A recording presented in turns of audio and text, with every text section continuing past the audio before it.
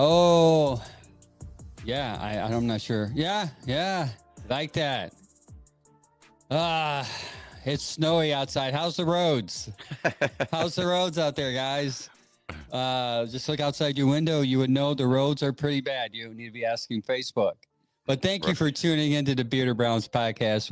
What we have on the docket today is the latest stadium drama. Then we'll get into some game chatter. Who's on the Browns injury report, which is about everybody. Who are the Ravens? Five good questions. And before we get on that, please take a moment to like, subscribe, and enable show notifications on YouTube. Be sure to follow us on Facebook, X, Instagram, and stay updated on our latest content. Also, follow us on Discord, where we'll be chatting about the Browns all off season. Lastly, huge shout out to our incredible partner, CB Excavating. If you had any excavating needs, you have underground utilities, video camera inspections installed. If you want stone driveways installed, septic tanks repairs installed, sewers, water lines, waterproofing, drainage issues, anything, give them a call at 216-870-4026 for a free estimate. They're bonded and insured, so please give them a call today. And if you're looking to save some money on your insurance, please call Doug White from Allstate Insurance to see if he can save you some money today. If you happen to call any of those two guys, any of those two companies, please call the Bearded Browns and let them know that the Bearded Browns podcast has sent you. That's enough with that. But we do have a huge announcement we would like to make. Last month, we made an announcement that we had a beard affiliate with Mad Viking, but recently, due to some situations that was happening with their company, we decided to switch companies, and we're going to go with Beard Gains. That's right, Beard Gains. There's multiple reasons for this one. Mad Viking had some shipping issues. Also, too, the pricing. I mean, if I could be honest with you, the price point on these are a lot better, and I would say affordable for average viewers like you and me. This is beard oil like this is $12.99. Beard balms are $11.99. Beard wax is $7.99. Shampoo and conditioners are $15 each, and most importantly, it's free shipping for anything over $35. So Beard Gains is the website, and if you decide to go with them, please use Bearded Browns at checkout to receive an additional 10% off your order. I'm excited, Mike. Yeah, you got yours. What did you get? You got I got Pristine, and you got the Valhalla. Yeah, and this smell of this is like amazing. I use the shampoo and conditioner 3 times a week, and it smells out my bathroom deliciously. And my girls are like, wow, you smell good, Dad, finally. Made for men, but women love it. Yes, that's their tagline, which I thought was hilarious and funny and true. It's made for us. All right. But women do love it, or I mean, men probably love it, but I mean, depending on, whatever you decide to live. You know what I mean? I want to get right into it. I did make a poll that I wanted to talk about Tuesday, and I want your guys' input on this. What is everyone talking about? Yeah. Go ahead. The draft. I put a poll up that said, what position is needed most on the Cleveland Browns, offensive line or quarterback? And out of 222 votes on X, 55% say quarterback, 45% say offensive line. Out of 36 votes on Threads, 69% say offensive line and 31% say quarterback. What's your guys' take on that? Threads people sound like they're a little more smart and football conscious. So we're going to get a new quarterback that you can't block for again? Yeah. Oh, I mean, that's offensive lineman, man. Hey, I'm down with the thread count, man.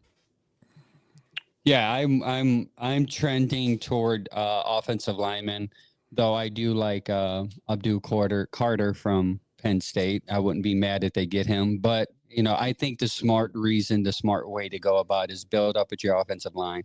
I also like Genty too, but I think that would be a greedy pick as opposed to a smart pick. But yeah, I think everyone on here, 55, 69. Yeah, I do think offensive line is needed for sure.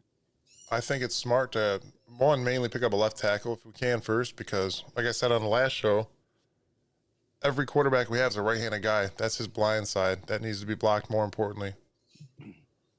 Especially if you're going to try to bring in a rookie. I mean, dude, I don't want to see a rookie and his career get shattered game 3 because we don't have a left tackle. I mean, I guess there's something you got to think about too. I don't know. I don't think I'd ever asked you guys, but if we end up going with a quarterback, are you guys more privy to pocket passer or a scrambler? More bootleg RPO guy, or you talking pocket guy? I'm an under center. I think, well, you have to go with what coach you have, and I think Kevin's coach is a under center coach. So under center play action quarterback would be ideal. And I think out of the two, if you do draft one, Cam Ward would be most likely safer because he's bigger, and I think he could take hits. But yeah, I would say definitely under center. I don't like RPOs. I don't like running quarterbacks as much. I want a guy that could stay in the pocket and make big plays happen. That's my biggest thing. RPOs are they'll work every once in a while, but play action is better. It tricks everybody for a second and gives you an option.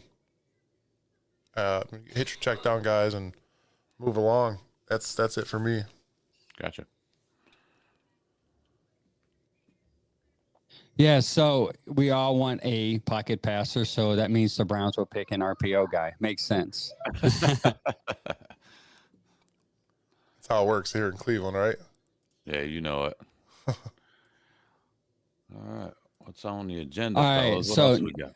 next, what everyone's talking about is this stadium drama. Mayor Bibb threatens to invoke the Modell Law if the Browns don't answer his demands by January 9th. The Browns responded by a simple, hey, let's buy 176 acres of land in Brook Park and just build our new stadium anyways. So what do you guys thought about that is? Fuck Mayor Bibb. That's it. The dude wants money. That's all he wants. It's a joke. You're going to try to invoke the Modell Law because you're a chump and you want the income from the Cleveland Browns. That's it. There's no other way to put it. You didn't give a shit about this team or the stadium until the Haslam's actually made a move. Angel's not going to hear this, so he's going to have no argument. This is great. They didn't make a move until the Haslam's made a move. Then finally said, hey, we're going to set stone in Brook Park. And now you want to sit here and say, oh, we're going to offer this and we're going to offer that. Here's our plans. Like, no, dude, you can't throw together some last minute shit and call it a plan. It's another group, an Ohio group that made a rendering that has nothing. It's nothing. It's just a picture. That's what I'm saying, man. The guy is, I was going to get on a topic. Bibb, he needs a bib, a binky, a bib, a blankie. Because I'm tired of hearing this dude cry. I mean, go fight crime. Worry about the street takeovers. It's still 20 minutes from Cleveland. You still got prime real estate to do stuff there, which you could still build stuff up. And I just don't get it, man. This dude has been just crying about this stuff. It's like spill milk. Put a bib on, dry your tears up. They're going to Berea. Knock it off. Oh, they're go going fight to crime. Park, not Berea. I'm sorry, Brook Park. Brook Park. Go fight crime. Worry about street takeovers, and that's just the end game, dude. It's time to move on from that cursed land, and then put something else over there. You could put hotels up there. It's 20 minutes. You could put stuff up there. Hey, you got a Browns hotel. We'll put you up in Cleveland, and we'll ship you, and we'll shuttle you. You can still make tons of money. Put something around there and dress your city up, man. I mean, I'm tired of hearing this guy crying, and then he's going to pull a Modell Law out of his ass like, hang on, wait a minute, I got another one for you. Shut up, man. Quit being a bitch. Yeah, I agree. I think Mayor Bibb's reaching here with the Modell Law. I know Chad is wondering the wording and what does that even mean, and it's understandable. We can't really speak because lawyers can find anything, underlying issue with anything, and they're good at their job. They can probably technically the wording of it. They were like, oh well, the wording of it is you can't leave. I think this is more or less you can't leave a city or the state, sorry, with the team. And they're moving, guys. 20 Browns minutes. fan, they're moving 20 minutes from downtown, man. 15 miles. Yeah, it's not like they're going to like Richmond, Ohio, or if they're going to like Columbus. I mean, they're literally moving one freeway away. All you have to do is take a freeway. You That's all you have to literally do. throw a rock into Cleveland from where the Yes. stadium's going to be at. This land was annexed to Brook Park. Cleveland gave them the land, pretty And much. that's And now, pretty now much. you want to take it back? Oh, Yeah, take they're that. probably thinking like that's probably what they're thinking. Like, dang man, we screwed ourselves here because we gave them that land. Now we can't make money off of it. But the Haslam's what they want to do is move out of downtown. I respect that. I understand that, and I have a lot of Browns fans that are on Facebook saying let's boycott the Browns if they move to Brook Park, which is it's like you guys are so stupid. It's like it's 15 minutes, 20 minutes away. You guys are acting like. And the stadium is crap. And also, Mayor Bibb said, won't you give us an opportunity to sell to somebody else? Hypothetically, let's say there's another billionaire that he knows that wants to buy the Browns. What is the first thing this billionaire is going to want to do? You think he's going to want to move into a old house? Like when you buy a house, what's the first thing you want to do? You want to update it. You want to make it your own. So this a new owner is not going to be like, sure, I'll take that new old crappy stadium. Secondly, if there's a new owner, now let's get into the legal aspect from an NFL perspective. If you have a new owner that wants to buy the Browns, it is voted based upon the ownership of the NFL. Okay. The owners are not going to side with somebody else when Jimmy wants to move to get a dome stadium, which creates what? Revenue for all the owners, right? Also, the parking will go to all the owners in the NFL. Do you think the other owners are going to be like, no, let's not. This is not a good idea. We don't want more money. No, they're going to side with the Haslam's. They're going to vote with the Haslam's, vote on the Haslam's side to get more money, more revenue, more parking revenue, whatever revenue, because billionaires just get more rich based upon, sports fans. So this is such a reach, stupid thing to even think about. Mayor Bibb is wasting his time, just like Sam said, on just worry about what you can build down there. Worry about what's going on down there as far as crime, and then maybe people will actually want to stay downtown Cleveland. That's all I have to say about that. 10-4 on that, buddy. Yeah, I don't want to stay downtown. Then they're talking about moving it over to Burke Lakefront Airport, which I don't think is going to happen because they just remodeled that building at Burke. It's an emergency landing airport as well. So what are you going to? We're going to get rid of the emergency landing area for a Cleveland Browns stadium. How long have they had to decide whether now all of a sudden you're going to throw Burke in there last minute when you had, since the Haslam's took over, to offer that land and say, hey, let's build something here? No, I mean, the Haslam's probably tried many times to keep it downtown. And because Bibb and the cities gave them a hard time thinking, oh, you're not going to do anything. Where are you going to move the stadium to? And all of a sudden, they realize, crap, they're going to move to Brook Park and that nice piece of land. They're going to build this amazing stadium. We shot ourselves in the foot here. And the Haslam's are smart. They want to take over that whole area, Berea, Middlebrook Heights, and Brook Park. I mean, smart move. Well, what Mike said, he touched on it too, is you waited too long to actually give a shit. Yeah. So now all of a sudden you're just reaching out of any bag you can go to for anything you can get to keep them down there. If you really cared, you wouldn't be here right now struggling to come up with whatever to keep them here. It's not going to work. And my thoughts is it's time for a change. We need as a Browns fan myself, I'm ready to see it time for a change and get off the cursed land. Let's see what happens. Get into a new place. Sometimes you just got to pick up and go somewhere else, man. It ain't like we're leaving state. We're 20 minutes away. All right. And the location's great. You're by the turnpike. You're by 71, 77 airport. It makes sense. It just makes sense for them to get there. I think that'll be a lot more people will be coming down to that, it'd be more enjoyable, I think, too, than walking 20 minutes to your seat. And I don't know. It's just a big rigmarole. I'm not a big fan of going downtown, and neither is Angel. I'm not, bro. I went down there to one year, man, and I tell you what, I was walking behind this dude. He was smoking a joint, Browns fan. There was a dude in front of him with a Ravens jersey. He flicks his joint at this dude. And this dude was big rip diesel dude. Okay. If one, he was already picking a fight, he wasn't gonna win. And two, as me as a person, I'm like, if this is about to go down, I got that Ravens dude's back because you're being an asshole. You know what I'm saying? It's just, I don't know, man. My last experience down there, I'm like, I'm gonna go to jail. I'm gonna go to jail before I even get in here. I'm out here fighting crime. Feel me? Yeah, when it should be Mayor Bibb fighting crime, but he's not. But yeah, I agree with you. I think a new culture, new stadium, new area. I mean, I Ubered around last New Year's Eve down there, and it was just chaotic, traffic jams on Sunday. Now this is a game that didn't even count. Traffic jam on West Side. It's just like, come on, like we have to find a different way to get this traffic pattern figured out, and they're not going to figure it out down there. It's just that simple. They're not. Good morning, Greg. Thank you for joining us, buddy. That's another thing is that location. I mean, obviously you're by the lake, so you don't have all circuits. You got east, west, and south. And that's now you move it to Brook Park. You got it all, and it's in a big circle, man. And you got everything coming in for it. So, and another thing I want to hit on real quick before we move along is all the fans that think that being on the lakefront helps us as a team. It doesn't. Look at the record since '99. I hate that point. I hate it. It's true though. No, I agree.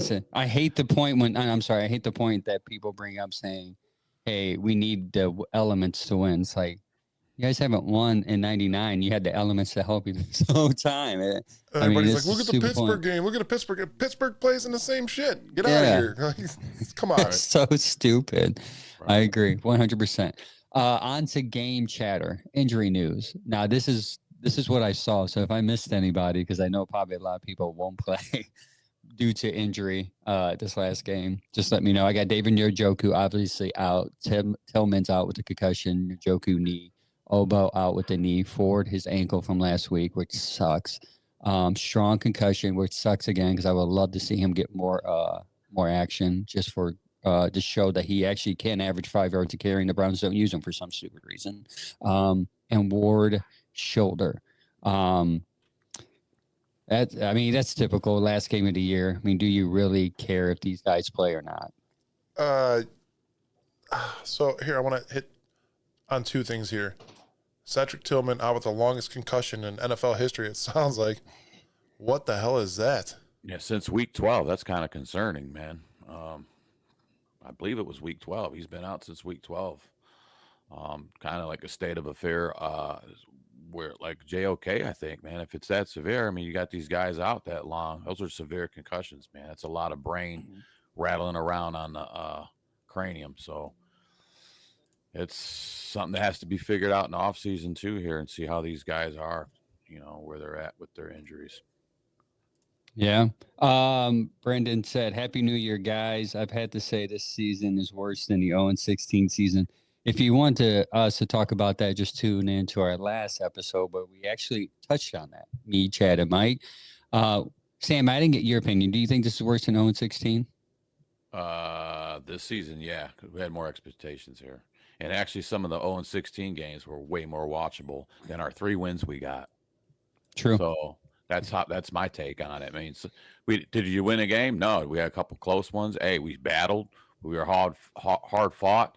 And then this season's just been horrendous, man. It's just nothing to watch. I unwatchable by like week 4 or 5. I'm like, this is garbage, bro. Like, we're in trouble. Like, when do you hit the panic button? I'm like, well, September 8th, no. 15th, no. Giants, no. Raiders, I started going. Here we go on the road. Here we Vegas go. Game. Yeah, and it was Vegas for me. Yeah, it was lost. I'm like, oh no, this is bad, once bro. we went into Las Vegas and lost, I said, yeah, the season is done, because that was another game you should have won and you didn't. And I'm like, I don't see any easy wins after this. Even the New Orleans game, you're like, this is, and then it's like, what the heck? Yeah. So next, Happy New Year, B. That's my guy, man. That's my boy here.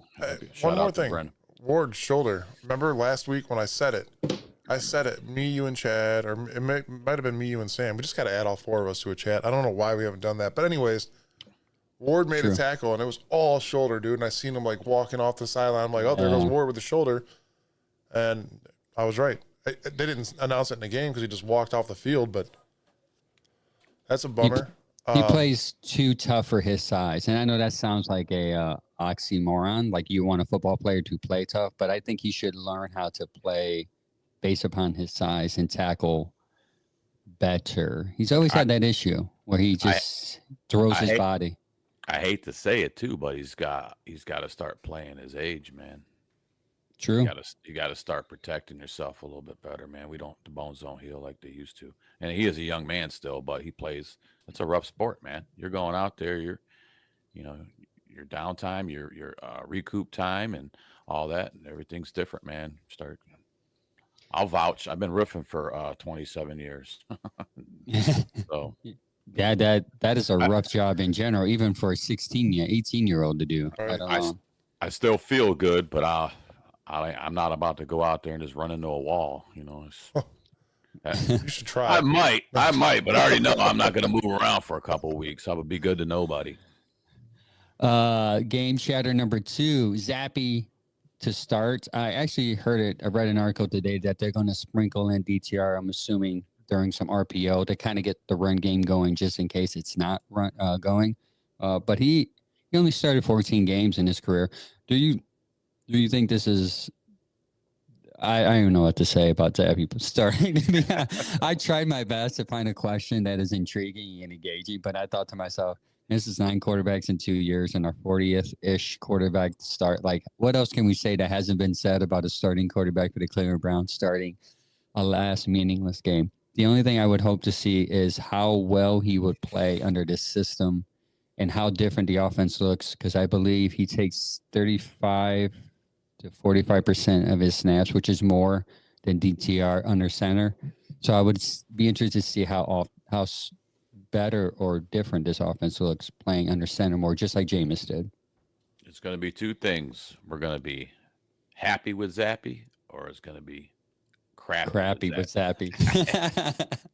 We got 2 things to look at forward to today. So we'll see, man.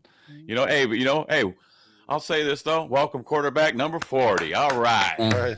And the list keeps on growing, baby. I'm 43, so that's almost one for every time I was on this earth. Every year I was on this earth. If they get 3 more, man, then by next year I'll be good. I'll see a quarterback every year that I was born. I'm good right now. We're at 39. That's where I'm at. See? So every year, since you came out of your mama's womb, they've had a quarterback start every year. Crazy. Don't you talk about my mama's womb. Happy birthday, Mike. Here's a quarterback for you. Happy birthday, Mike. This is a quarterback. Right. By August in training camp, we're going to announce another quarterback. A couple seasons, you got to have 4 of them. Yeah, that's insane. You know what I'm saying? Okay, so the third in-game chatter, the Browns can lock up the number 1 pick if they lose against Baltimore, New England wins against Buffalo, and Tennessee wins against Houston. Now, what's good about this is most of those teams that Houston and Buffalo are not starting most of their starters. So there's a chance that those teams will win, and if we lose, then we'll get the number 1 pick. But my question to you is, do you think we need the number 1 pick, or do you guys think we're okay at number 3? And how low would you want to be in this draft in order to get the guy you think you did? Obviously, we all agree on the same draft strategy here. But how low do you think we need to be in order for the I almost called them Cavs, the Browns, to get the guy that you think they need? I think right where we're at. I'm not too worried about it. I honestly don't know if we're in full tank mode or we're still trying to make it look good, or obviously we make it look bad. But New England Patriots versus the Buffalo Bills, and they're playing their secondary and third stringers. Not secondary, second and third stringers. They might be able to pull off a win, which will boost us up, obviously. And then Tennessee Titans against Houston Texans. I don't think Tennessee's stopping. They're going to try to win a game. They're not in tank mode. Sam, go ahead, and then I want to ask you guys a question. I was going to say that the Patriots are so bad this year that I don't think they can beat a second or third string team. That's just me. I don't see them. we're gonna see. We're fitting to find out. But I think that they're so bad that you're not gonna. Unfortunately, the three variables we need, we're probably gonna get two. The one we're not gonna get is the Patriots falling to Buffalo. That's my take on that. Yeah, and I think the stats prove you. I think that you're right because I think New England has a 75% chance right now of getting their number one pick, followed by the Browns and then Tennessee. So the Browns have a better odds of getting the number one pick than Tennessee, who is in front of them. Because I believe the odds have Tennessee winning over Houston with that lack of a roster over there in Houston. Because I don't think they're going to be playing everybody either. Right. I would say I don't think we need a number one pick to get the guy we need. I would say, and because I've been doing a couple mock drafts myself, I think you can go as low as 7 or 8. So if you wanted to trade back, but that's a different topic for a different show, to draft the offensive tackle you need, I would be okay with that. So I would say 7 would be as far back as I would want to go because I don't think you need a quarterback. I would love to get the receiver out of Arizona, but that's a greedy pick. But if you want an offensive tackle, I think you could go back as far as 7 or 8. But Yeah. you said you wanted to say something, Mike? Yeah, I don't know if any of you guys saw the video with Nick Saban and Bill Belichick where they were saying that there should be a draft lottery rather than an actual draft by winning or losing because that'll avoid tanking. Because technically tanking is illegal.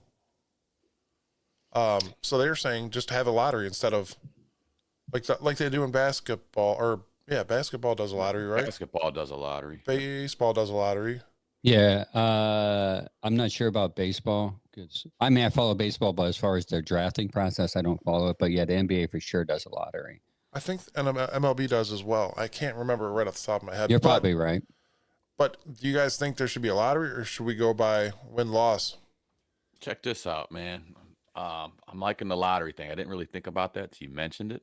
How about a lottery, but the two worst teams have to play one more game. Winner of that gets first pick. Give us another game. That'd be something to watch. I can see that game going 8 overtimes because the team wants to lose. I want to see it. Worst of the worst, but we want the best. Go out there, play. You want that or not? Let's get it. It'd be like the longest game in NFL history is a 16 overtime game because no one wanted the second pick of the NFL draft. Yeah, I do like the lottery idea, but the thought process of the NBA doesn't tank is a farce because I do think NBA teams tank and hope to get a bigger percentage of odds to get the number one pick. Though it doesn't work out for them sometimes, but there's a bigger percentage that they still get in the top 3, which most teams don't really want to be at anyways. But I wouldn't mind that anyways because I do think a lot of teams, specifically New England probably right now is probably trying to tank. And I don't think they tank on purpose. I think players want to play, but I do think GMs and the front office makes it impossible by saying this person's sitting, this person's hurt, this person's whatever, and we're going to start this 4th string guy. Some teams are just that bad. Even if they're trying, they just can't get it together. Whatever's it's not working. It's not gelling. They're not coming up with solutions. The Browns. Yeah. So, Hey, Brendan said you guys have been pretty therapeutic this year. I mean, we try to be. Thanks for introducing me to this, Sam. Sam, you the man. He says what I would do would take the offensive tackle from Texas, Calvin Banks. I would not take Hunter. And the reason why I won't take Hunter, because he said unless Hunter is there. The reason why I don't take Hunter, and I explained this to Mike quite elegantly, I think. What is Hunter's position? And people would say, well, he can play both, which adds value to Hunter. But is he going to play both in the NFL? And if the question is no, then you have to ask yourself, who's the number 1 cornerback? And then you point to the guy in Michigan. And then, okay, who's the number 1 receiver coming off the board? And you would point to the guy in Arizona. Then my question would be, why is Hunter going in the top 5 if he's neither number 1 in receiving or cornerback? Yeah. Right? Yeah. That's the logic I bring to it. The only value Hunter brings is that he plays both sides. Is his body going to be able to handle playing both sides, getting tackled and tackling? An NFL team won't do that first and foremost. It's very rare that you see that. very rare, because then your chance of injury increases by a lot. Huge. And You're not going to do that. You're not going to do that with your top 5 pick. You're not going to put him. I could see him putting him as kick returner, punt returner, but is he worth a fifth top 5 pick? Just being a cornerback, running back, quarterback / punt returner. I mean, kick returner. It's crazy to me. But well, that and the longevity of his career. I mean, if you're playing both positions every week, you're screwed. Your career isn't going to be that long. Yeah, whatever team picks him up, he's going to be in one position. They're not going to be, you're not going to have your quarterback. If he's going to be a quarterback and they're trying to get him up, they're not going to have him out there running kickoffs and getting smashed up. I mean, you got to protect your investments, and that's not a good way to do it. It's having them play both sides of the ball. As awesome as it used to be, I mean, these are $1 million guys now, so you got to protect them investments. So. Yeah, we'll probably save this for the draft show, but a draft during the offseason. But I can actually see him, a lot of people being shocked because I can see if anyone's falling, it's those 2 Colorado kids. And I think because of value, and I think a lot of people will see maybe we were overhyping them during this college season. Number 5, Miles is tied for the league lead in sacks with Hendrickson in Cincinnati and Hunter in Houston. My question to you guys, if Miles gets the sack title, do you think he should win Defensive Player of the Year despite our horrible record? No. I don't want it. I don't want to deal with all the Pittsburgh bullshit this year again and them crying. It's a participation trophy. At the end of the day, Miles has said it's just another trophy to throw up on my shelf. Dude, no. Punish this team a little bit. Not Miles, unfortunately. It sucks to say this. The team as a whole sucks. Nobody should be getting an award this year. Nobody should be a Pro Bowler, in my opinion. Just that's how you punish them. Give it to Hendrickson. Cincinnati guy. Wow. Mike, that's keep it in Ohio, I guess, right? How about you, Sam? Give it to Miles. I want to keep seeing Pittsburgh fans cry. I love it. I love that take. I love it. Keep crying. And you know what? The dude's been playing hurt all year. He gets the most double teams, triple teams, thumb in the eye. I mean, if he's gonna and he's trying to build his legacy, and he continues to play hard. And if you're going out there, and yes, our team has not been good this year, but as he stopped not trying to be the best he can be, I haven't seen that in him. He hasn't given up. So that's his heart is why I kind of like him to go ahead and, hey, give him another participation trophy and let him cry, baby. Let the Pittsburgh fans cry. You know what? If Justin Bibb's got a big bib for you to soak them all up with his crying ass too. So there's that.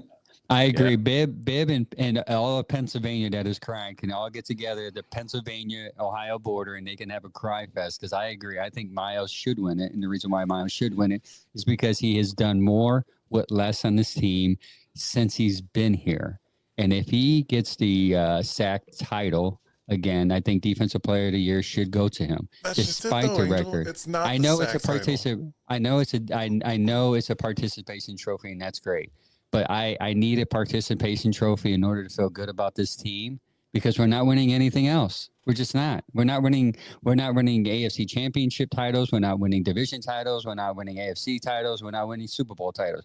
If you're going to, and I also too, I'll be selfish here. I want to add to his legacy. I want to add to his Hall of Fame career. So if it means getting him a Defensive Player of the Year trophy to add to that, that's great. Because we know what we probably won't add to his legacy, which will cause him to move on from this team, is a championship.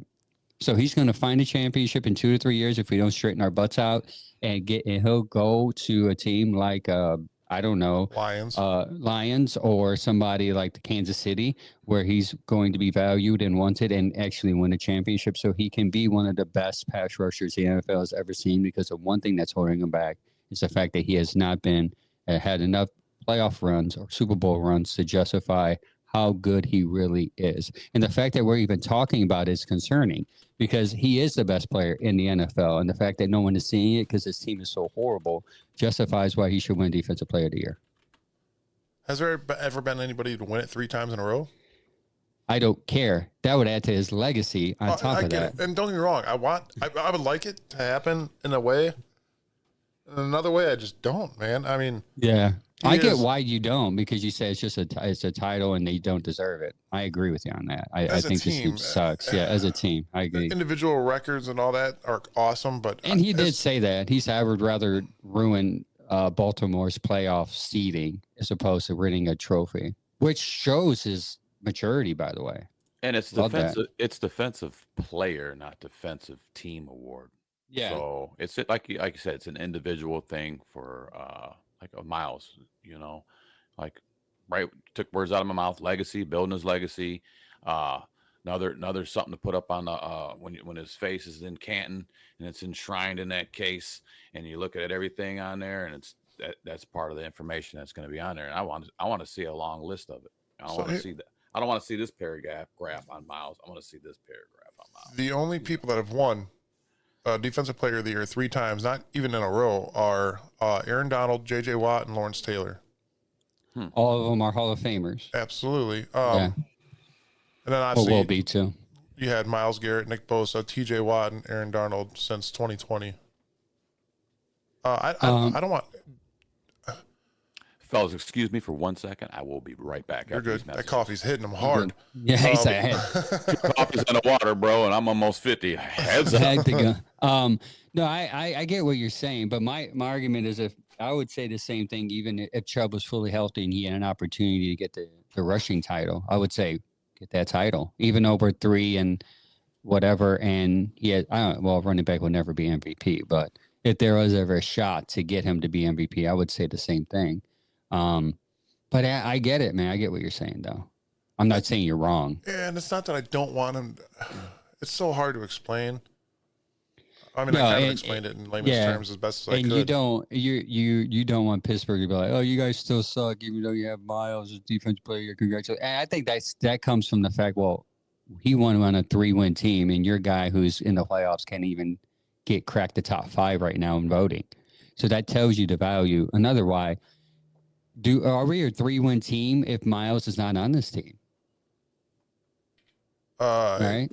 Probably not. Maybe 1, 2. He's made some big plays. Yeah, he's made some plays. Games, yes. Yeah, especially the Baltimore game. I mean, he disrupted that game, the Pittsburgh game, the snow game that everyone talked about. He disrupted that game. So I don't think you win 3 games. You don't win 3 games without Miles's defense. You just don't. And that's why you can't trade him right now. Here's another good solid point for everybody that wants to bitch and moan and say TJ Watt's better. Listen, it is not. Maybe he led the league in sacks last year. That's fine, but it is not called the sack award of the year. It's not.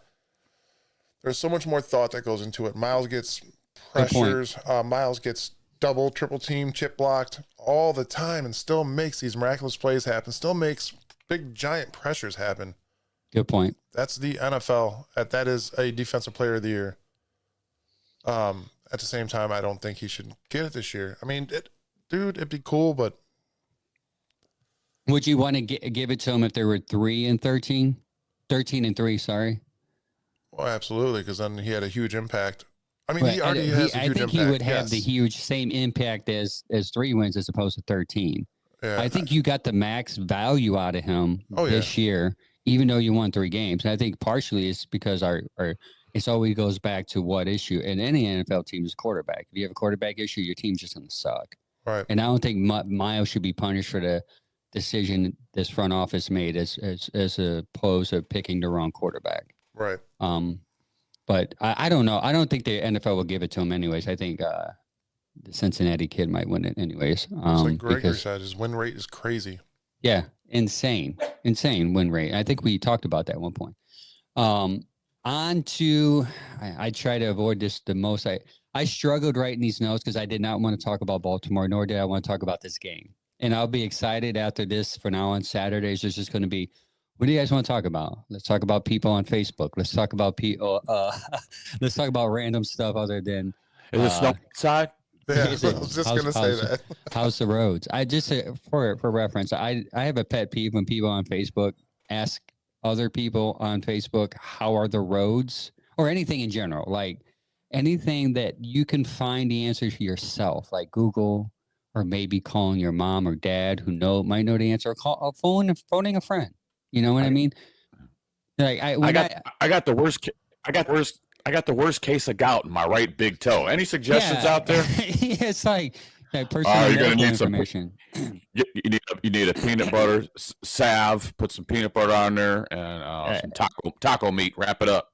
Yeah, so it's a weird thing. So that's where that comes from. But who are the Ravens? So we're gonna get into this Ravens talk, and this hopefully it's not too long. But the Ravens, and you guys see something here that I realize. I'll start off by saying this: the Ravens are the third most penalized team in the NFL. A lot of people don't know that, and the reason why is this: their offense. Okay, their offense overcomes their lack of discipline. Okay, so points per game, the Ravens average 30.2 points per game. That's 30 in the NFL. The total yards per game, they lead the league with 424 yards per game. Despite being top 3 in penalties, they still average 424 yards per game. Fantasy offense, a 238 yards per game, which places them 6th in the league. Rushing offense is 185 yards per game, which is 2nd in the NFL. You see a trend here. Yards per play, they achieve an impressive 7 yards per play, which is highest in the league. Another trend here. Third down conversion rate is 48% on third downs, ranked 3rd. You see a trend here. Red zone scoring touchdown percentage, Baltimore leads the league. Sorry, hold on. Leads the league with a 74% touchdown rate, not scoring rate, touchdown rate. So the trend here is easy and it's simple. The reason why they can overcome, the reason why they look as good, and the reason why people are not talking about their high rate of penalties is because their offense is literally top 10 in every statistic imaginable, which is why Lamar is still in the MVP conversation. I think he's going to get the MVP award. That's my opinion on that. And then when they added Derrick Henry to the mix, that's a double-headed monster there, man.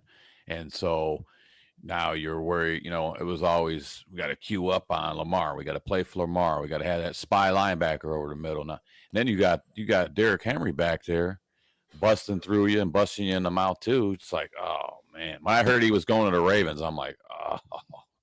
We only had to worry about Lamar. Now we got to worry about Derrick Henry. Come on, man. And we always played him good when he was in Tennessee. Okay. But we always played him good. Look up yardage. We held that guy a ton of times when we played that guy. He didn't have breakout games on us. Maybe one out of however many he played. So, when they ended that, gave that double-headed monster, man, that was something, man. So, and you're seeing it now. It's proven in proofs in the pudding with the stats with them two guys back there. Yeah, Miles said it best. He's like, you've been told for many years to stop, force him to run and not throw, but now you're asking yourself, what do you do? Because he's become a better passer. My argument with the MVP race is this: what about Joe Burrow and what he's doing? He's leading the league in every passing statistic imaginable. And again, it's one of those things, like if they don't make the playoffs, you give this guy an MVP, even though he's been playing. He's one of maybe top 3 quarterback in the league next to Josh Allen and in the AFC, I should say, Josh Allen and Lamar.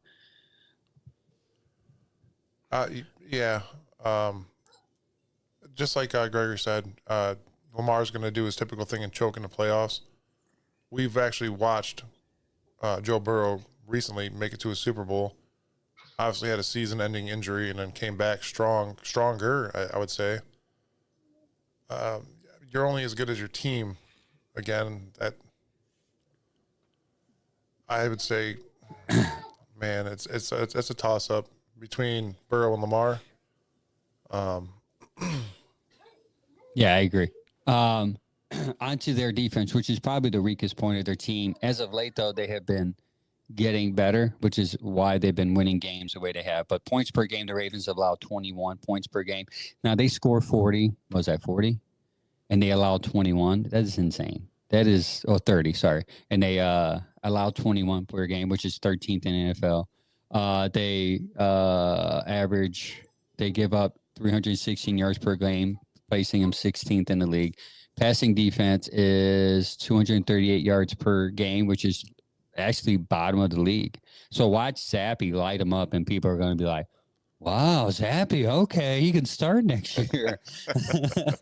And the Browns fans are like, yeah, I'm Zappy for Zappy. The rushing defense allows only 77, which makes sense why they are going to play DTR, maybe to allow the rush game to a little bit, because that's ranked number 1 in the league.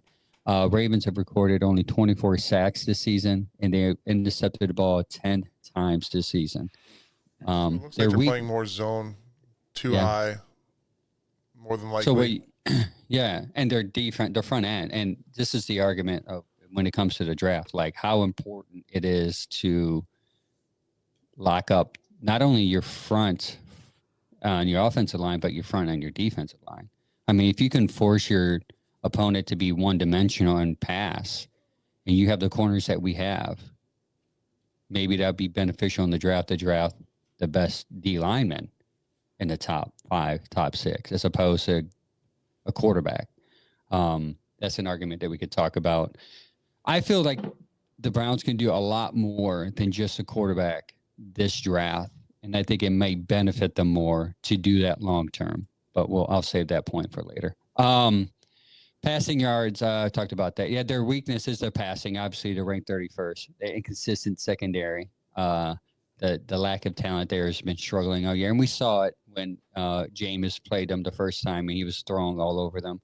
Jim Donovan had a lot to do with that, obviously, with the sun in their eyes, and they're dropping balls and interceptions. But we saw that lack of pressure. Only 24 sacks this season is one of the league lows, which is why their secondary is struggling, because the quarterback has time to throw. Again, watch Zappy look really good against his defense. Zone defense, their run defense is elite. Opponents have found success in the passing, specifically in the red zone, scoring on the defense. Obviously, we talked about the penalties.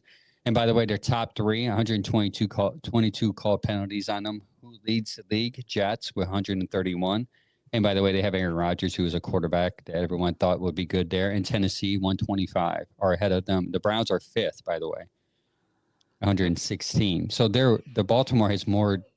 And the reason why I bring that up, Baltimore has more penalties called on them this year, but yet are leading the division despite their lack of discipline. And it all stems from their quarterback. Thoughts? I go back to the Derrick Henry thing. I think a lot of that turning around for their offense and stuff to be able to get back from these penalties and stuff is him behind there running the football. And being that part of that two-headed monster now with Lamar back there, it's definitely opened up doors for them guys. So I think that's a big – him being added was a big step for them to try to get further in the playoffs. I'm going to put that out there now. And they'll probably sign him again. They'll probably try to – I think they only signed him to 1 year. They'll probably want to keep him because the way that – again, we talked about this – we'll probably hit on this more in the offseason, the way that defenses have adjusted to the pass game overly about like what Mike pointed out, the 2 safeties will allow you to run the ball more successfully. So it would make sense for them to keep him and then build their talent. My worst fear is them getting another legit receiver on the side of Flowers, like Ibuka, right? Can you imagine him and Ibuka and Lamar? That would be insane. But they're just going to get better, which is what good organizations do in the draft, which is unfortunate. In my opinion, a lot of teams this year have been playing too high on defense, and that's where your play action comes in handy, because once those guys see that fake handoff, you got your safeties running in to make a play, which leaves the backfield open. We've seen it happen a couple times. You still got your linebackers on your receivers, but then it eliminates the double team on that receiver. So I like that, and that's where, again, play action works. And why you need play action. And the Browns were ahead of that. If you would think about it, the Browns, the last year before Watson, they were ahead of it, though the NFL was getting away from play action because they were playing more shotgun. The Browns were trying to catch up with the NFL. Now that they caught up, NFL has now going back to play action, and now they decided to switch their offense the year they shouldn't have. If they would have kept the same offense, I think the play action would have been a lot better. But then again, they had to based upon the quarterback that they had, unfortunately. Gregory says, excuse me, Zappy's presser kind of showed that he didn't want to be here. I didn't see it. Who does want to be here? I mean, you're on the 3-13 team, and he sees like his weapons are not playing outside of Judy. And by the way, we didn't even talk about Judy. He has a chance to break the Browns record in receptions with just 6 more receiving receptions, which is a huge. Again, another person making history, and it's going to be undershadowed by the record in which they played this year, which is horrible. Yeah, I could see why. He's not excited. He's not going to the playoffs. He was in Kansas City before here. He could have been ready for a playoff run. And now he's here like, man, what am I going to do this summer? I'll tell you what, man, if I had to sit on the sideline for $1.5 million a year, I'm cool with that. Sign me wherever. I'll give the players water for $1.5 million a year. I'll be that person chasing anything. Got your helmet, dog. You need a water, Gatorade. I got you. What you need. All right. On to the next and final segment. 5 good questions I want to ask you guys. I gave these guys ahead of time because I wanted you guys to prepare because these are not typical football questions. They're football questions surrounding around the football team in which we love. This should be interesting. The first one's kind of a football question. I just kind of do you guys a softball. It says if Kevin makes Zappy, Kevin and Ken make Zappy look like an NFL quarterback, will the fans finally appreciate Kevin? No, it's the last game of the year. Nobody cares. We're going to go out there and just throw the ball around, get Jerry his 6 receptions, and move along. Zappy is not, and he's like a possible backup scenario. Yeah. That is about it. I'm not expecting anything outrageous today and fun. If they make it fun, then cool, but I'm not expecting that. I agree. Yep, same here. I took the words out of my mouth, bro. I was going to say the same shit. It's the end of the season. Who gives a fuck? Right. You know what I'm saying? But be ready for those comments because it's going to happen. You know it. You know, just like if it's snowing. Is it snowing outside? I don't know. Open your fucking window. See if it's snowing outside. How's that? Check your Facebook. I saw that. Zappy's probably going to come out with the good Kevin first drive, and we probably score, and then I think after that it's just going to go back to the same old stuff that it's been all season. I'm just going to throw that out there. We get a touchdown, maybe 2 if we are lucky, because we have not been putting any points up these last games. You can't get above 3, man. Come on, dude. Above 6. Come on, dude. Yeah, I think they'll get that opening touchdown, and then they're down 40-7, so Baltimore would just play soft, and they'll get that extra touchdown, so it'll be like 40-14. I agree. Yeah. And nobody can make Ken Dorsey look good. Just saying, we saw Josh Allen, dude. His face in the booth when he was like, I'm like, that's the face of I'm about to get fired. I have to find a new place to live. Oh my God, He's probably thinking, why do all my quarterbacks throw interceptions? You know what? Why the camera always pans to him, and they're waiting for him to just freak out again and throw all the shit all over the place again. Because of that Buffalo game. Exactly. I'm waiting for that. They won it. Question number 2. If your team had to replace their mascot with a household appliance, what would it be and why? A fire extinguisher to put this stupid fire out. That's what it would be. All right. I like it. How about you, Sam? I have 2 actually. Okay. A toaster. That was going to be mine. Because this season has been cooked and burnt. And a garbage disposal, because that's self-explanatory.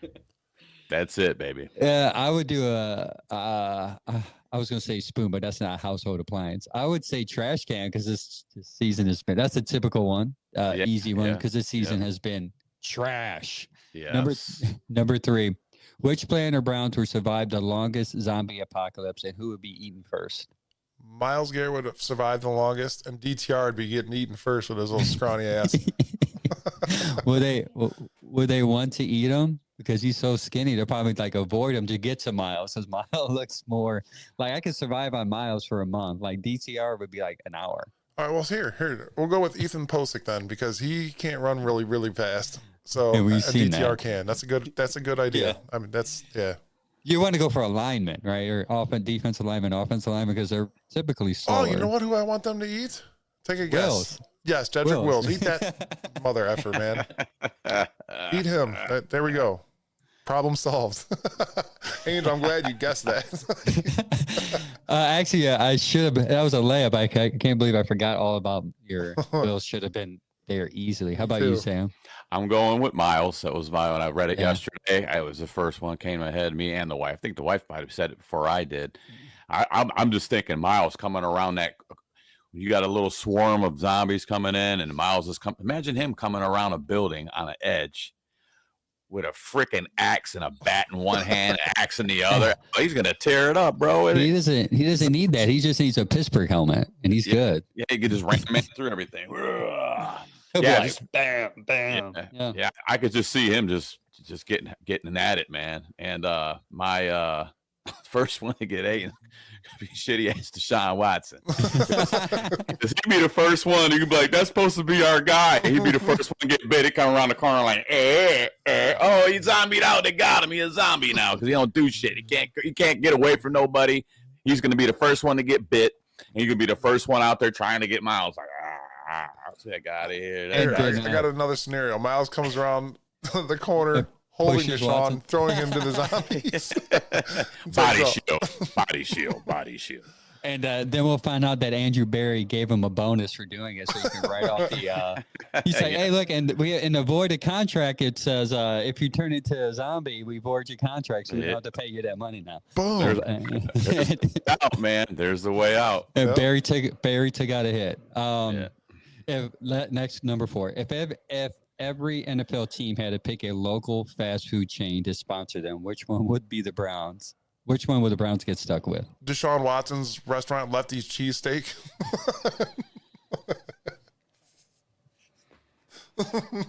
I forgot that he even had that. That's a good one. Nice. Gregory says insurance claim. True. How about you, Sam? I'm going with Taco Bell. The season was good going in, and it's shit going out this year. So that's my take on that. That's good because the only time to eat that shit is when you're drunk. So that's typical fashion.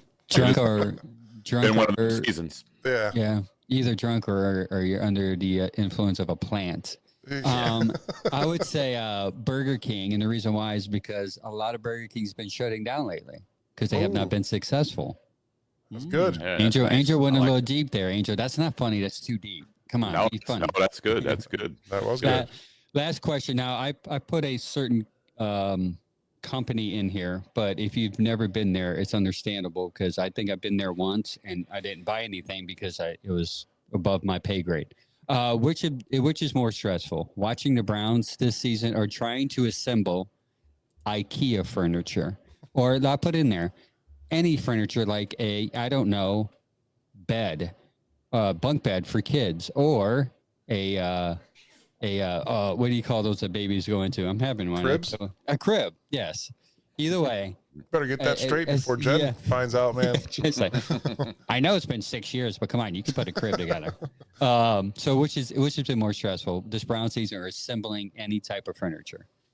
I hate assembling furniture. By far, I do, but I also hate this year more. That's sad. Simple. Brown season. There was a game that we were watching. I can't remember which one was it because a lot of them suck so bad. I'm like, I could be cleaning my gutters right now.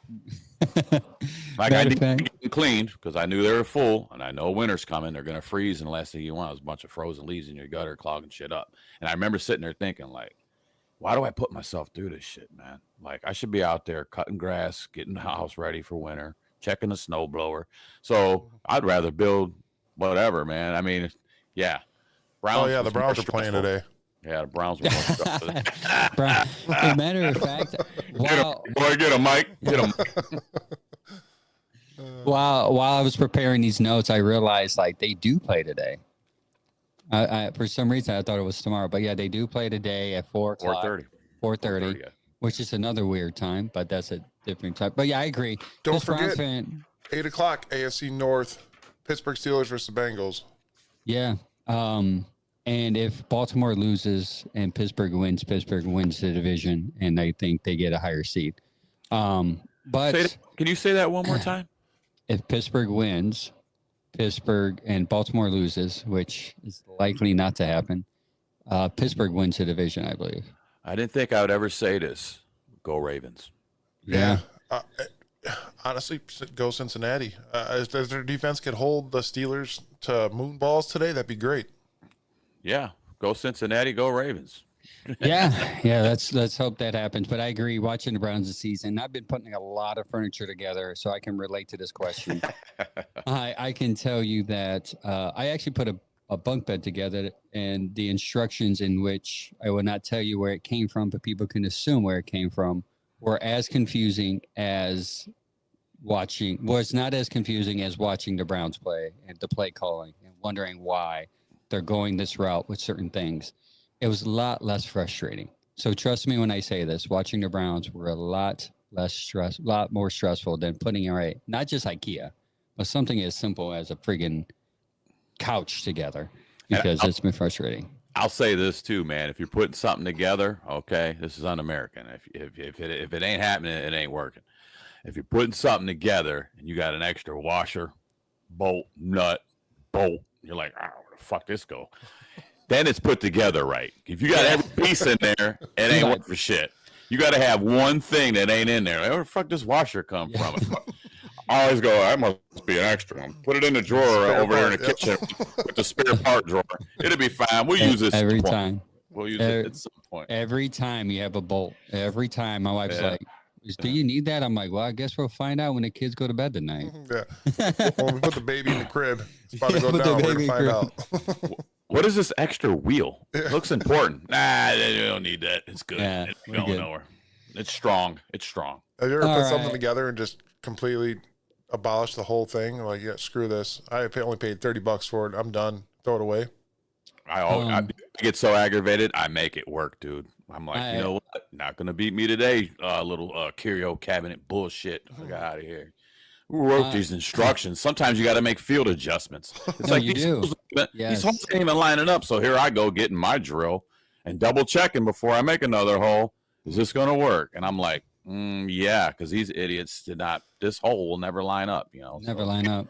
Field adjustments. Hey, we make them. Can the Browns do it? Can we do that next season? Can we get some adjustments? And man, yeah, we'll talk about some adjustments. Maybe we could talk about that next Saturday. Some adjustments we would like to see. But we're going to close the show, and I'm going to close the show with probably the best team in Cleveland right now, the Cleveland Cavaliers. Just a quick comment about them. They are undefeated in the West Coast this year, the only team in the NBA to be undefeated. Cleveland beat the Dallas Mavericks 134-122 last night. Mobley is hitting threes. This team is playing defense. They're playing together, and they're leading the league with the record of, as I pull it up as I'm talking, and I'm talking to waste time, 30-4. They have a 4.5 game lead in the Eastern Conference. This team is probably one of the best teams in the NBA, if not the best team in the NBA. So watch them. If you want to get away from a losing, icky feeling, watch the Cavs, and then you'll start feeling good about Cleveland again. And, you know, you'll be more a positive sports fan. That's why you need a dose of, like, not just, if you're just a Browns fan and not any other Cleveland fan, you're going to hate life. Like, occasionally your other Cleveland teams are going to do good. So move over to, like, the Guardians, which had a good season this year, and the Cavs, and then you'll be like, I feel a little better about myself. All right, Greg, be safe. He's driving out to Virginia, so he gets to listen to play-by-play. Yeah, be safe, man. Be safe, man. The weather out there is horrible, just in case you haven't looked out your window yet. Right. I had something, man, I thought it'd be a cool idea. Leaving in your guys' corner, man. Like, you did a mock draft, Angel. I think we should all do a mock draft. Chad, me, you, everybody. Let's get them and then compare our mock drafts. And anybody out there listening to the show, maybe for Tuesday's show, chime in with your mock drafts, man. Let's see what you guys come up with. What I was going to send the text today is I think everyone should do. I would like to do one a day. It could be a different person's turn. Yeah. And just do a mock draft every day and just post it on our page. That'd be sweet. I posted one yesterday while I was at work during watching some training videos, and I got a lot of engagement on it because of how I selected it. Yes. Lastly, I'll end the show with this. I didn't know I needed to bring my comb to the table. Well, Now, go to beardgains.com. I'm going to recommend this scent. I got to go to Mike's house and smell his beard or the oil, either whatever comes first. don't smell Mike's beard. It'll smell like bourbon and nachos. so corn chips and bourbon. As a person who's had a beard for maybe actually my wife used to hate beards, and I'm going to give you how I stumbled into this beard life. I had a friend who, when LeBron was here, we used to grow out our beards for No Shave November, obviously. And we would grow it out from November until the Cavs are done in the playoffs or the season was done. And my wife used to hate it. And then one day she's like, you know what? That beard's kind of growing on me. And then I tried to shave it off and she let me sleep on the couch till it grew back. So since then, I was always a beard man. And one thing I struggled with, and I'm not just saying this because we're affiliated with the beard oil company, I'm saying this as truth. You don't want a stinky beard. Sometimes if your breath stank, it gets on your beard. Sometimes when you drink coffee, it gets on your beard. Sometimes when you go into you cook food, a steak, which is a good smell, so don't get rid of that smell. Or sometimes when my wife, she used to be a vegetarian. She used to make like what's that fake meat? Tofu. Tofu, and it was in curry. So that smell would get on my beard, and I would hate it. One thing that's really good about beard oils, beard balm, beard shampoo, and all this other stuff, it makes your stuff smell good. And you really don't need a lot of cologne, okay? So get some beard oil. Also, too, secondly, it helps your beard. It nourishes your beard. It hydrates your beard. And a lot of people can't grow beards. You want to know why, Mike? I've learned this. I've been learning this the last 3 weeks. A lot of issues with beard growth is lack of hydration. You know how you get hydration? Drink water. Drink some water, obviously, but some of us don't like to drink a lot of water. But add supplements to your beard, or bourbon. Mike's like water, bourbon's. Mike's like my beard ain't never gonna get sick. I got whiskey. Used to have whiskey back in the day when they had colds. But beard oil, beard balm, beard butter, all adds nutrients to your body, which your beard, which helps it grow. Lack of itching, growth, it makes it stronger, so you don't have beard hair everywhere. And I'll be honest with you, since I've been using this stuff 2 weeks ago, my beard has been looking better, smelling better, and it's actually growing a lot better. I'm getting a lot of less hair falling out of my beard when I comb it, which you want a full, strong beard. You want hair to come out. You want it to grow. You don't want to lose any hair. I got enough hair losing on top. I don't need this, okay, to be gone. So give it a shot. Give it a shot, man. Just go there, buy an oil. It's like $15. As a matter of fact, not even. Buy 35. Don't drink it, Mike. And it's got a nice dropper too. Like I like the dropper ones. Yeah. And I was never a balm guy, but this balm is really good, and it's good. Yeah. It hydrates it. It also kind of shapes your beard too. If it's everywhere, they also have beard shaper there too. So if your beard is everywhere, like a tamer. I mean, not shaper, tamer is the better word. You said the better word. They have beard tamer there. So buy $35 worth of stuff. Use our code Bearded Browns Podcast. You get free shipping. Just Bearded Browns. Just Bearded Browns. Sorry, just Bearded Browns. And you could tell if it worked because they'll say 10% off. If it don't, hit us up on our DMs and we'll make sure it gets corrected. You'll get 10% off, and then you save money on shipping. So you save money there, and it gets shipped to you within I believe in a week. Now ours was a little longer because of the holiday, but my hat's just shipped today. And they do have gear. They have really nice hats there. They really have nice shirts there. So it's not just, and what I love about Beard Gains is like their inventory isn't massive. So you're not scrolling through pages of looking for oils, looking for your type of scent. It's just there. You click, put in your cart, Bearded Browns, save 10%, get free shipping, and then you help the show. Yeah, it's and keep it simple. Like how you said, they don't have a ton of things to choose from. You don't have to be so crazy. Just pick what you need and get it, man. I'm gonna get me some. I'm gonna try it out. I can always. And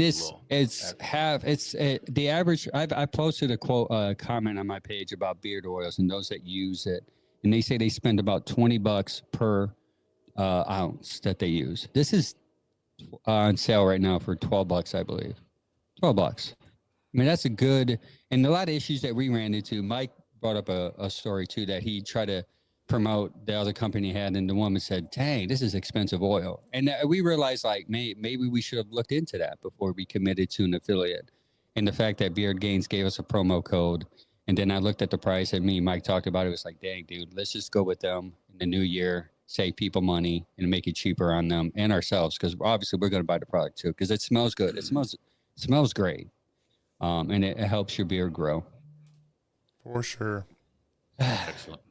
We will talk more about that later. We will post the link on our page for those that are following, so you can get some stuff this year and help that beard grow tremendously. And if you're a Ravens fan today, flock the Browns. Flock until it hurts. My youngest son is a Ravens fan. He's always been. He's not a bandwagon guy. He's 20, almost 21, going to be 21. Makes sense. So I'm like, hey, man, I'm like, me and him always, I'll chat with him here and there. But today I'm actually rooting for the Ravens. Just go Ravens. Yeah, he's 21, so that means he probably has been a Ravens fan his whole life, because the Browns left in 99-ish. Yeah, close. We didn't have it. Yeah, well, the Browns came back in 99-ish, so. Yeah, but I do want to see a good game still. I want to lose. I want to see. Yeah, absolutely. The last game. Absolutely. Mm-hmm. Make it watchable. Let's have a good one going out, man. Let's have a good one going out. Come on, Miles, get a couple more sacks on that. Yeah, let's get that sack title. Even if you can't win the DOP, the Defensive Player of the Year, at least get that sack title. That'll be great. Yep, Right. Yep. It looks like a bunch of our running backs are out. It looks like Strong's out. Ford's out. So who the hell's running the football? John Kelly Jr. Oh, okay. Remember him? Halfback. Yeah. All right. Yeah, he's back. And one quick note too. My boy Scattaboo. Real quick, touch on him real fast. Go ahead. I was kind of hoping that he didn't have a really great game, so he kind of stayed under the radar. And he did have a great game. He ended up getting the Chick-fil-A award for that bowl game, even it being Participation. Well, they lost. I'm kidding. They lost, but he got that, so that means something. But I was kind of wanting him to stay. I'm like, man, just kind of have a shitty game, man. And he was showing it. He was putting it all out there. I'm like, I think he did that too because he wanted to show people that he should have won the Heisman. He's showing a showcase. He's showcasing himself, and he's a tough player. And not so much. I already know everybody's drooling over him in the NFL. Oh yeah, he's gonna go. I did a mock draft. Dallas is probably looking at him. He's like, I gotta have that guy. I gotta have that guy. And it's a player, man. It's more fans. I was hoping like people wouldn't pick up on him that haven't watched any of him playing. Just like leave him alone. Maybe we can get it somehow. He can sneak in there. But good game for him, man. It was a good game. Him and the other one of the players came up to him from Texas and he said, "Hey man, can I pray for you?" And he's like, "Hey man, it was wholesome, man. They got down at the end of the game and they prayed together, man." I'm like, that's pretty cool shit, man. So I don't know. Hats off to the kid. Scattaboo helped his draft stock along with Jax Dart from Mississippi State. He helped his draft stock in the bowl game. And another person that's going to help his draft stock is yours, I believe. I've been getting him in the second round on all my drafts on the Browns team, but I think he's going to move up after this playoff. Not that I don't think he's going to beat Ohio State, but I think he's going to be good enough to where NFL scouts will realize he is going to be better than both Ward and Sanders. And if you can get him in the second round, with your first pick in the second round, I think the Browns need to jump on doing that. But that's just my slow draft take. I have to stop because then I can go into the whole thing. But we'll end the show here before we have a draft show on the second hour, and we don't want to do it. We want to save that for a couple weeks from now. So thank you again for watching us, viewing us. Thank you for listening to us on all our podcast platforms and viewing us on all our platforms. Continue to follow us. This Tuesday we'll be live 7:30 and next Saturday at 10 a.m. Thanks for viewing. Don't forget to go to beardgains.com and buy some oils and use Bearded Browns as to save 10%. Until next time, I had to say it, I guess. Go Browns, right? Yeah, why not? It's always go Browns, no matter what, man. We'll win today. It's in the blood, brothers. It's in the blood. Thank you guys for joining us. We will see you guys Tuesday. We'll talk about the Ravens game and some other stuff coming for you. We got a lot of all-season topics coming up as well. Stay with us. Make sure you like, subscribe, share. Thank you guys for joining us. We'll see you Tuesday.